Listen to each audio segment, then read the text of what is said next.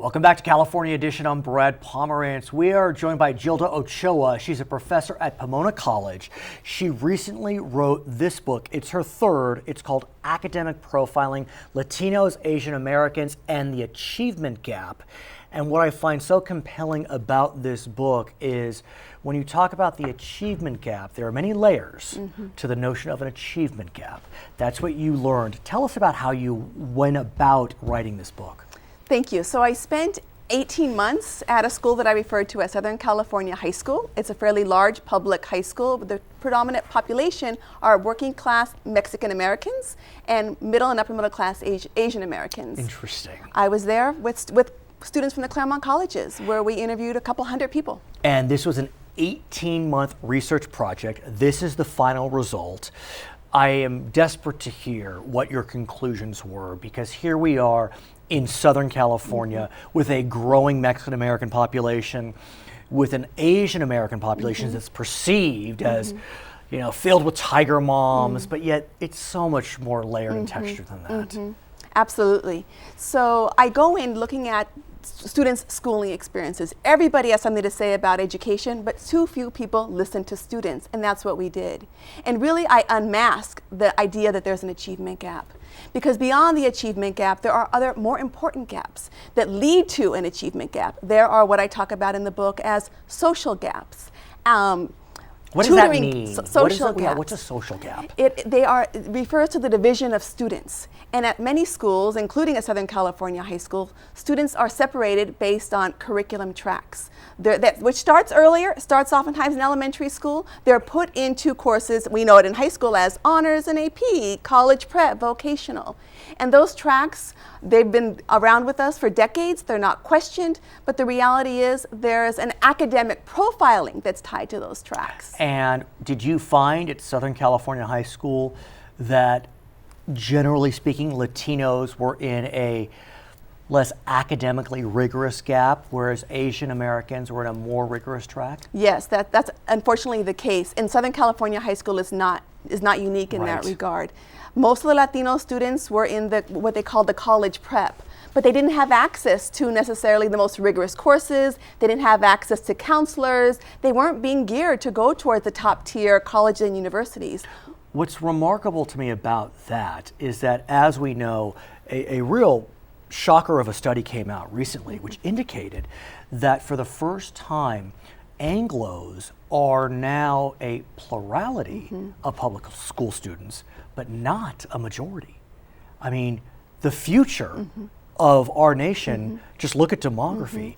If we don't get a handle on this, I mean, the future of our nation, I don't mean to be hyperbolic, but we could lose a generation if we're still so hyper-focused on, you know, Anglo-Americans and maybe the tiger mom Asian American children. Absolutely. Our schools are not serving all of our students, and the reality is they never have. We have so much work that needs to be done. And I would say that's not only the Latino students at the school, but there were also Asian American students that were being stereotyped, right? They were being assumed to be the so-called model minority. And so they were suffering as well. We need to really look hard and fast at those stereotypes, what I talk about, these larger ideologies, these belief systems, and how our schools end up reinforcing them and fostering these social gaps. And I recently read a commentary that you issued through the San Bernardino County Sun. It was excellent, if I may say. Thank you. And a lot of layers to it, but you focused on the idea that we as a society look at ethnic groups through a homogeneous lens. I mean, it was interesting you mentioned that at Southern California High School, the population was Mexican American. I would have just said Latino, but yet Latino, I mean, there are a whole host of Latino populations, just like a whole host of Asian American populations. Talk to us about the downfalls of that homogeneous view. It's either Anglo, Latino, Black, or Asian. It's way more than that. No, there's so much heterogeneity. Just taking the example of Latinas and Latinos, there are over 50 million within the United States that have very distinct class backgrounds, color, regions, generations within the U.S., speak different languages. And what we know as a result of the border crisis, most of the unaccompanied children coming to the border, they're not Mexican, they're Central American. Right. A very different experience filled with violence and drug cartels. Not to say that Mexico doesn't have that challenge as well, but nothing like that northern triangle of El Salvador, Guatemala, Honduras. I think those are the three.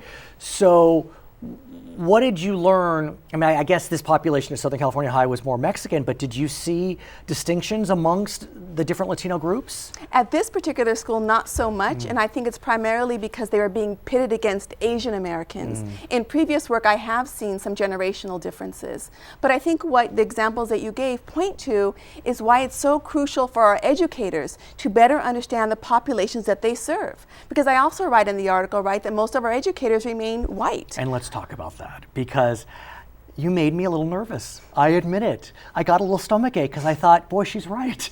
You know, I mean, you hit a sore spot, and I honor you for that, because, you know, in so many ways, you know, we want to do good, and we think we're looking at the world through a heterogeneous lens, but we may have a dominant population in our public schools of students that may be of color, but the administration, the teachers, we're filled with whiteness, as you call it. Right, absolutely. So people think that we have more diverse schools, but I say that it's not diverse. Our schools are still largely white, and there are a number of examples I can point to. One is that absolutely most of the administrators and teachers were white, but they were also so adept at talking about Latinos are this way, Asian Americans are this way, in these very stereotypical ways. But when asked to talk about their own racial identities, they got nervous, they turned off the tape recorder, revealing. Why?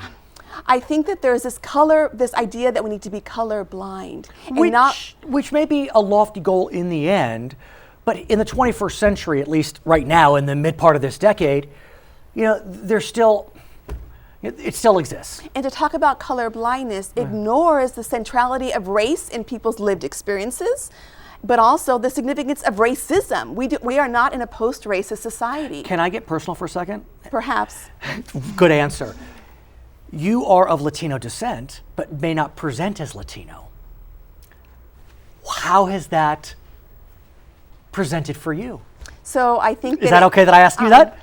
Yes. Say as much as you want. I think it illustrates that race is a socio-political economic construct, and it also is regionally specific. So you may see me in a particular way, but others do see me in different ways as well, depending on the region and the context, one.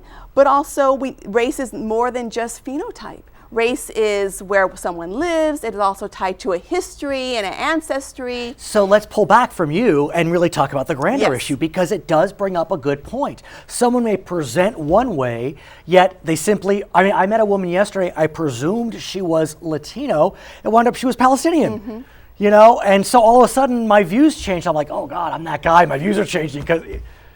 Right, and I guess to bring it back to the teachers, right? So the idea that if most of our teachers are white, what does that mean? And I don't mean to say that white teachers shouldn't be in the classroom. I think it just illustrates that we have a lot of barriers within our educational system that is hindering more students of color to going on to becoming teachers, one, and secondly, since many of the white teachers that I interviewed also grew up in white neighborhoods and are also adopting this colorblind ideology, they then cannot truly understand, because oftentimes they haven't been given access to the curriculum to understand the lived experiences of students of color. Is there a prescription that you offer? I know that's an easy question, but what can we do? So I think there's multiple things that we can do, and others that I'd like to highlight, but we can maybe keep those in mind. So in terms of what we can do, I think we should take a hard and fast look at the curriculum tracks that we mentioned earlier. Those tracks set up students for differential life opportunities. If you're giving students access to the most rigorous courses, the top counselors, all kinds of support, well, of course they have more opportunities, and we know that there's a racial and a class divide. Secondly, I talk a lot about the importance of learning our histories, really thinking more about the curriculum that's offered in our schools, that if we are having more students of color, isn't it about time that our curriculum also reflects who's in our classrooms? She is Gilda Ochoa. She is the author of this book, Academic Profiling, a professor at Pomona College. Thank you for getting us thinking. Great. Thank you for the invitation. I'm Pomerance, California edition.